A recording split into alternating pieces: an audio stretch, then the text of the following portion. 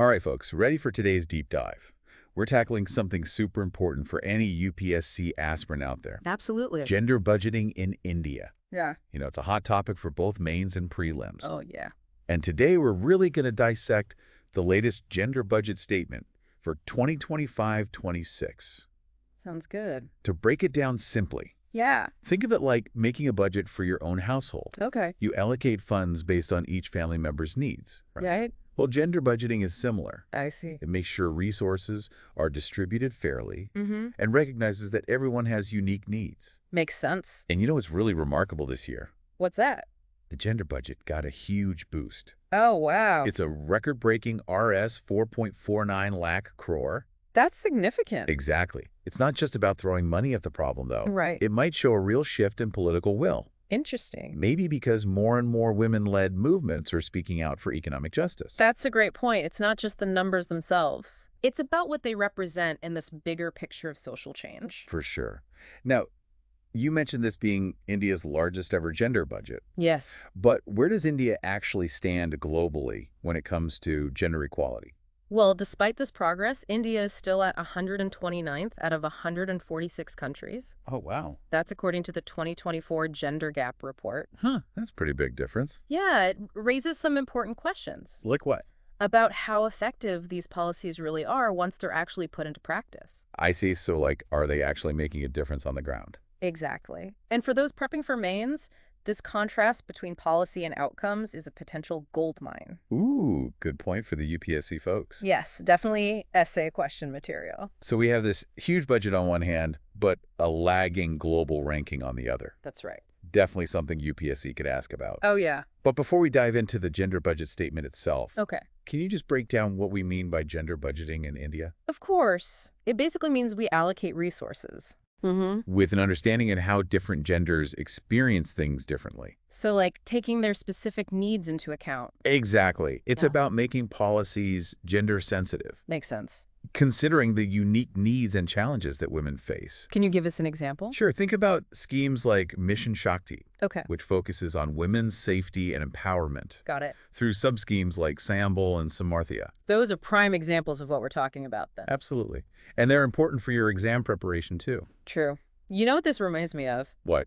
India's commitment to CEDAW, Ah. the Convention on the Elimination of All Forms of Discrimination Against Women.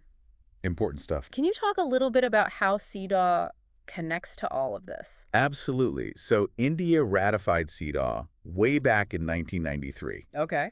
This showed a real commitment to getting rid of gender discrimination. Mm-hmm. And CEDAW's principles are really at the heart of gender budgeting. Interesting. For example, Article 14 of CEDAW. It highlights the need for special measures Like what? to help women achieve equality faster. Right. And that's precisely what gender budgeting aims to do. I see. So CEDAW lays the foundation, Yes, and then gender budgeting provides the money to put those policies into action. precisely. That connection is really helpful.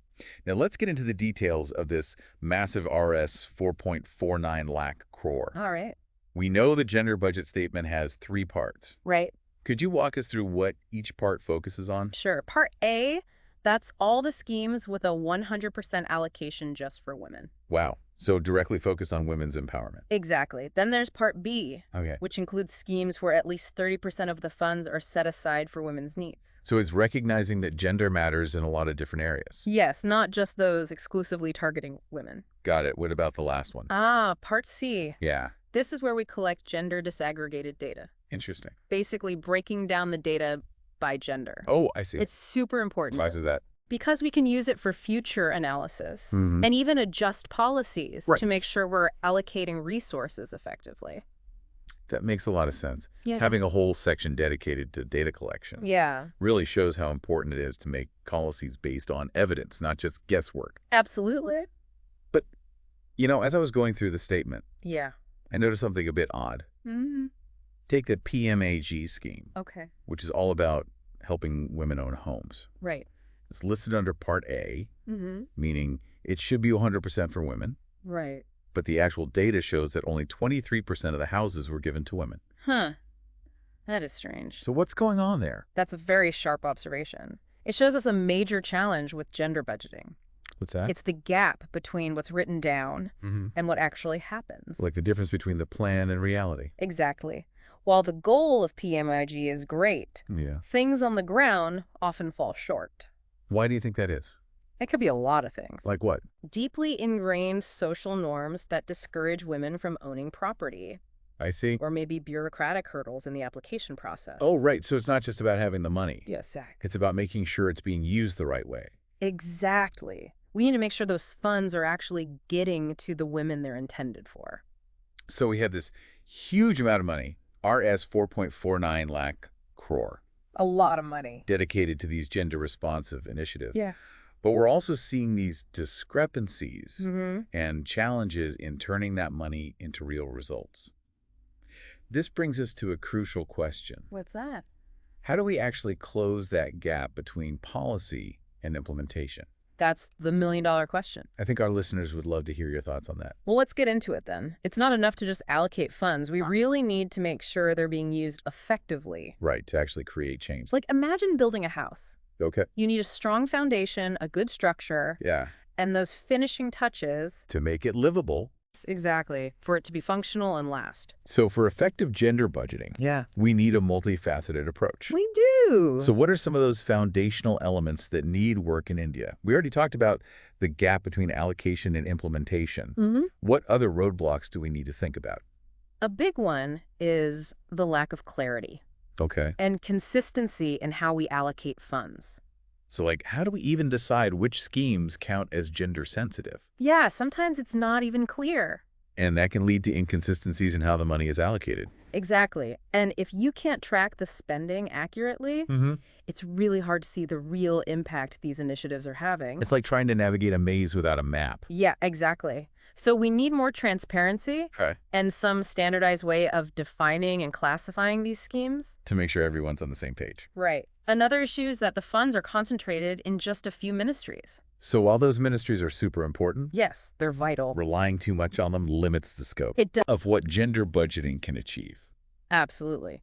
We need a more holistic approach. Right, one that includes gender considerations across all sectors. Across the board. If we want to see real progress, Yeah. gender budgeting can't be limited to just a few areas. It needs to be woven into everything the government does. What about long-term schemes being included in the gender budget? Interesting point. Some people argue that it takes away resources from Yeah. programs that could help women right now. I see what you mean, Schemes like Ayushman Bharat and Awas Yojana. which focus on healthcare and affordable housing. Exactly. They're really important for the long term. They are. But they might overshadow initiatives that have a more immediate impact, Right, like Mission Shakti. which focuses on skills development and supporting women entrepreneurs. Exactly. Giving more resources to those kinds of programs could really empower women. To be more active in the economy. And that would have a ripple effect everywhere. So it's about finding that balance. Yes. Addressing long-term goals, While also making sure we're meeting immediate needs. like tending a garden. Oh, I like that analogy. You have to nourish the soil for long-term growth, Right? but also make sure the plants have enough sun and water right now. To thrive in the present. Exactly. Now, let's talk about monitoring and evaluation. Okay. The systems we have in place just aren't strong enough. To accurately assess the impact. Yeah, are these initiatives actually making a difference? This reminds me of what we were saying about the PMYG scheme. The housing one. Yeah, without proper monitoring, it's really hard to identify and fix those gaps. Between what we plan to do and what's actually happening. So how can we strengthen these monitoring and evaluation mechanisms? We need to invest in better data, Okay. especially gender disaggregated data, To really understand the needs and challenges women face, in different sectors and regions. we need to go beyond just looking at how much money is spent Exactly. and actually look at the qualitative changes happening. Plus, being transparent about how the money is being used. It builds trust. And let citizens hold policymakers accountable. Exactly. And let's not forget capacity building. Oh, right, training people within the system Yes, giving government officials the knowledge and tools they need. to integrate a gender perspective into their work. It could be training on gender analysis or budgeting techniques. Even just creating a more gender-sensitive work environment. All of that helps. So it's about empowering people within the system to become champions for this. Exactly. You know, this brings me back to MG and RIGS. The Rural Employment Guarantee Scheme, With its largely female workforce, right?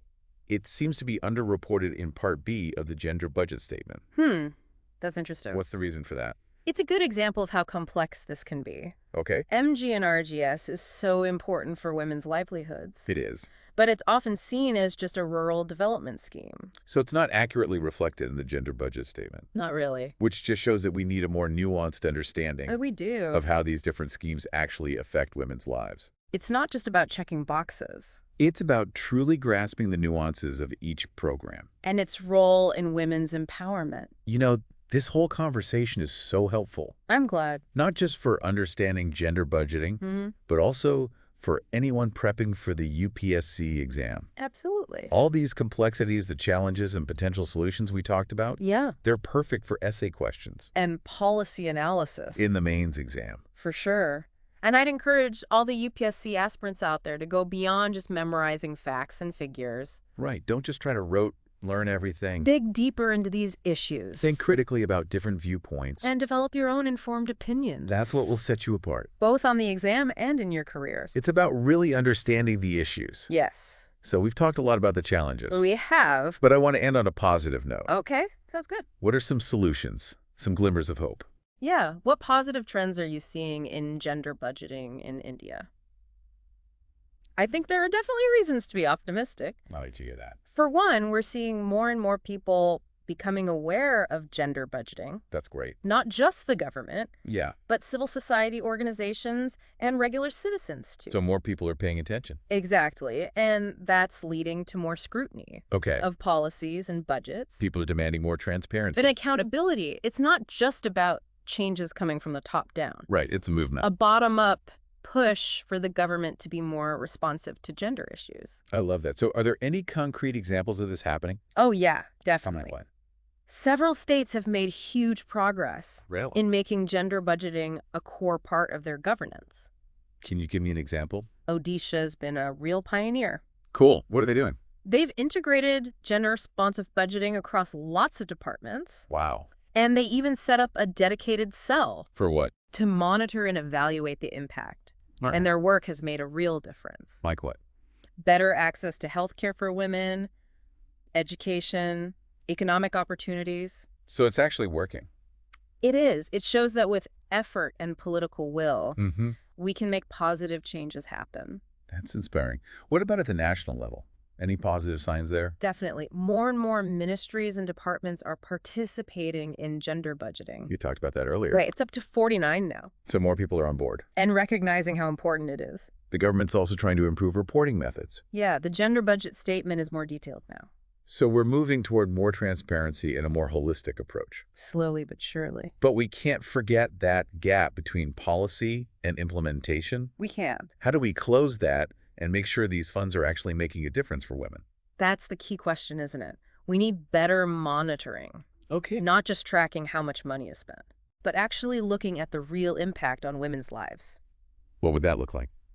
More data collection. Okay. Robust indicators to measure progress and feedback loops to catch problems early on. That makes sense. What about technology? Could that help? Oh, absolutely. How so? Imagine digital platforms for real-time data, Cool. interactive dashboards to see the progress visually, Oh, wow. even using machine learning to predict challenges. So technology could make gender budgeting way more effective. Exactly. That's amazing.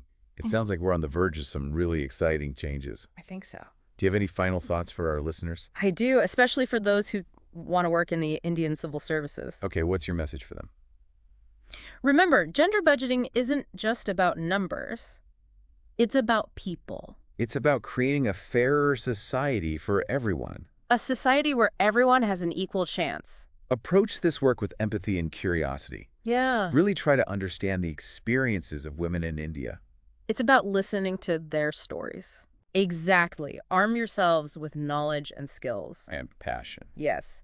To be strong advocates for gender equality within the system. You can be the change makers. You can shape a better future. That's a powerful message to end on. Thank you.